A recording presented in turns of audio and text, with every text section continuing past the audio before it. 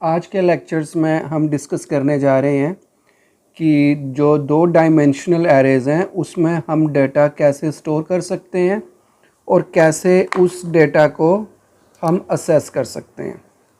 Last time हमने lectures में आपको बताया था, देखिए कि हमारे पास जो 2 डायमेंशनल एरेज़ है वो एक कॉम्बिनेशन है अबाउट रोज़ एंड कॉलम्स से। फॉर एग्जांपल्स ये हमारे पास रोज़ हैं 0, 1, 2, 3, क्योंकि इंडेक्स हमेशा 0 से शुरू होता है। और मान लो ये हमारे पास कॉलम्स हैं 0, 1, 2 एंड 3। तो ये जो सेल है, इस सेल का जो एड्रेस है वो एड्रेस है 0,0। किसी का भी, जैसे इसका देखना हो तो दिस इज़ 1,1। इस सेल का एड्रेस देखना हो तो 2,2। ऐसे ही इस सेल का एड्रेस देखना हो तो this is 3rd row and 3rd column if the index is starting from 0। तो ये हमने लास्ट टाइम किया था। तो अब हम जो यूज़ करेंगे डेटा को स्टोर करने के लिए, हम एक स्कैनएफ फंक्शंस यूज़ करेंगे और फॉर लूप्स का यूज़ करेंगे। तो उसके लिए हम डायरेक्टली एक प्रोग्राम लिखते हैं। हमने लिखा मेन फंक्शन, उसके बाद हमने एक 2 डायमेंशनल एरे डिक्लेयर कर ली। मान लो इंट ए एरे का नाम, और मान लो ये 10 नंबर ऑफ रोज मैक्सिमम और 10 ही नंबर ऑफ कॉलम्स मैक्सिमम।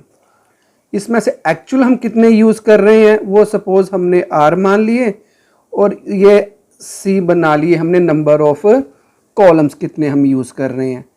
तो मान लो कि ये जो काउंट है उसको हम आर ले रहे हैं और ये जो काउंट है उसको हम सी ले रहे हैं, क्योंकि एग्जैक्टली नहीं हमें पता कि जितनी हम आर और सी की वैल्यूज़ देंगे उस हिसाब से इसके लिए नंबर ऑफ रोज और कॉलम्स जो हैं वो एलोकेट होंगे।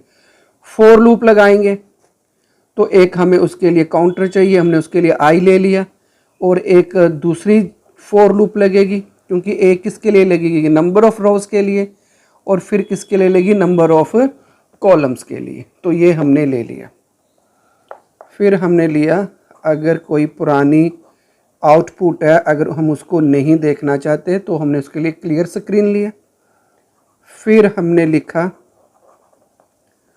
Printf enter number of rows and columns.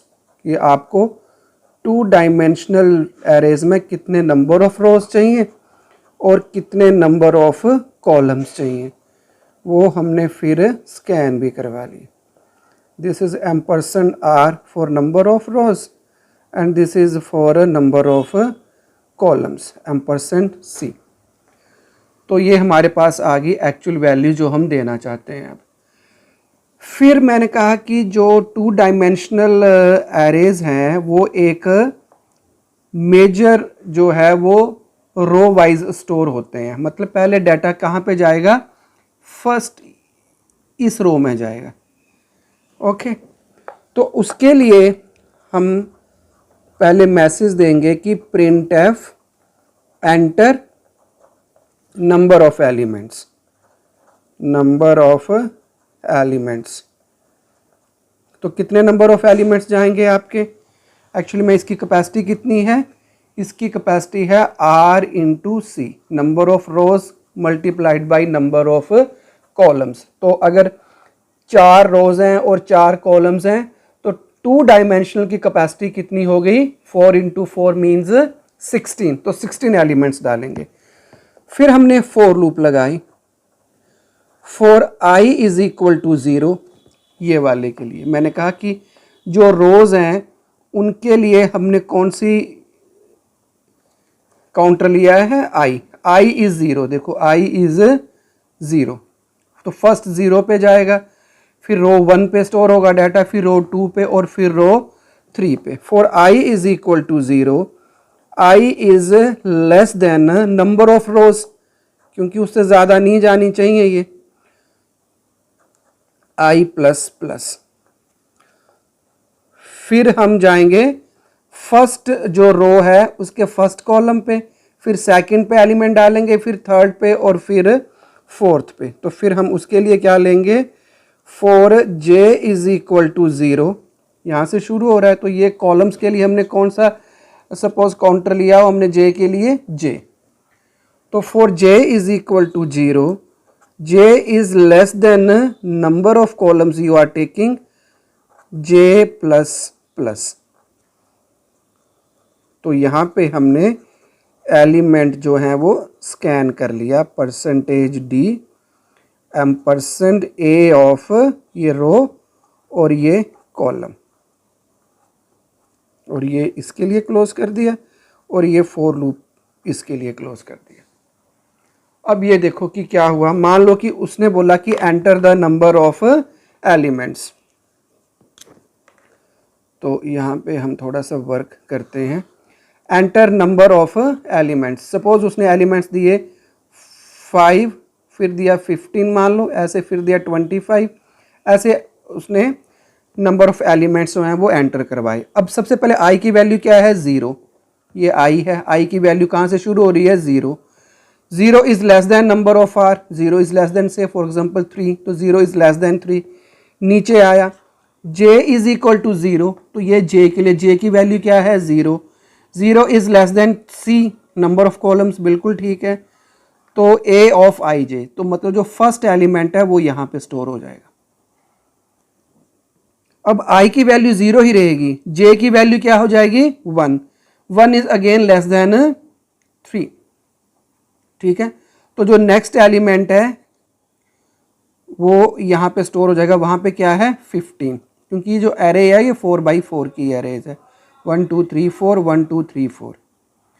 फिर j की वैल्यू अभी 1 नहीं रहेगी, j की वैल्यू 1 के बाद अब j की वैल्यू क्या हो गई 2, लेकिन i की वैल्यू क्या है, अभी i की वैल्यू यहाँ पे अभी 0 ही है। फिर नेक्स्ट एलिमेंट 25, क्योंकि ये भी जो है नंबर ऑफ कॉलम्स हैं जो 4 उससे कम है।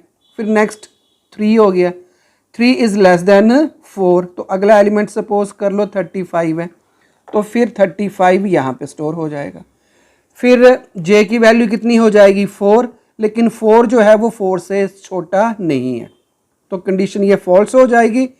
फिर ये लूप के बाहर आ जाएगा। फिर i की वैल्यू क्या हो जाएगी 1, उसके 1 होने पे यहाँ पे एलिमेंट स्टोर होना शुरू हो जाएंगे।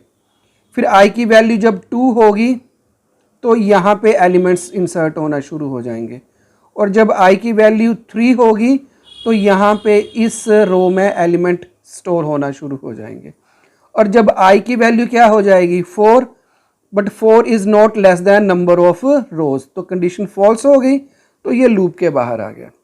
सो this is the way how we can store the data in 2 dimensional arrays. अब सपोज कि हमने इसको प्रिंट भी करवाना है, तो प्रिंट करवाने के लिए हम क्या लिखेंगे, पहले हम यहाँ पे लिख देते हैं printf, कोई मैसेज दे देते हैं द एलिमेंट्स आर,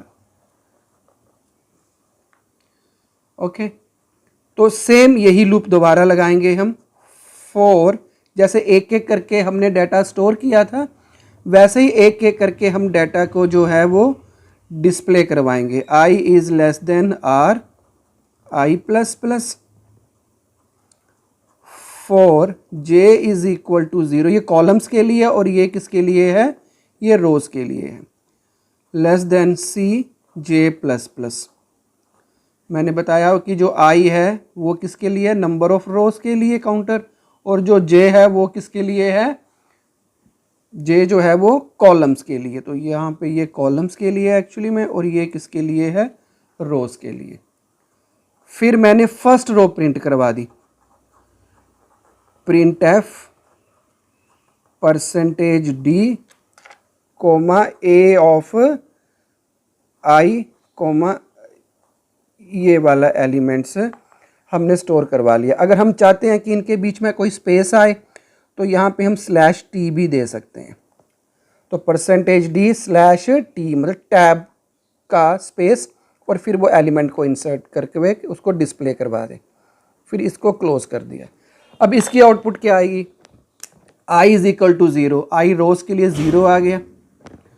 फिर j की वैल्यू कितनी है, 0 से शुरू हो रही है, तो इसका मतलब वो डिस्प्ले क्या करवा देगा, जो आउटपुट आएगी वो पहले 5, फिर नेक्स्ट वैल्यू 15, फिर नेक्स्ट वैल्यू 25, फिर नेक्स्ट वैल्यू 35, फिर जे फॉल्स हो जाएगा, फॉल्स होके वो इस कंडीशन से बाहर आ जाएगा और मैं चाहता हूँ कि जो अगले एलिमेंट्स हैं वो नेक्स्ट लाइन में आए। तो यहाँ पे मैं क्या लगा दूंगा, printf/n। तो फिर कर्सर कहाँ पे आ जाएगा, यहाँ पे। फिर मान लो यहाँ पे वो अब ये जो रो है i = 1, जो ये वाली रो है, इसके सपोज एलिमेंट्स हैं 45, 55, 65, 75।